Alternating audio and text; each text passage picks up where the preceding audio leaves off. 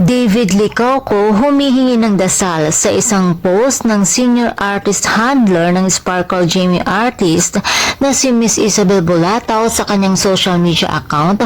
Humihingi ito ng panalangin para sa kapuso actor na si David Licauco. Ayon sa kanyang post, David Licauco is undergoing his RFA sleep apnea procedure today.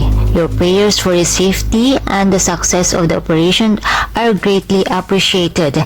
Sa ilalim nga sa isang operasyon ngayong araw si David Licauco dahil kamakailan lamang ay ibinahagi nga niya ang tungkol sa kanyang sleep apnea na kung saan ay nahihirapan na daw ito. Kaya naman kaliwat kanan ang dasal mula sa kanyang mga pamilya, kaibigan at tagahanga na sana ay maging successful ang kanyang operation.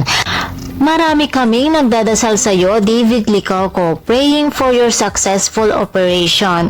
At ayon naman sa isa niyang tagahanga, praying for your speed recovery and complete healing be granted unto you through the merciful hands of the Lord, claiming it to be successful. Get well soon, Pambansang Ginoo, David Licauco. At sigurado naman na ipinagdarasal ka rin ng iyong katambalan si Barbie Forteza, lalong-lalo na ang iyong mga Barda fans. And for more showbiz update, please don't forget to like, share, and subscribe my channel. Thank you for watching.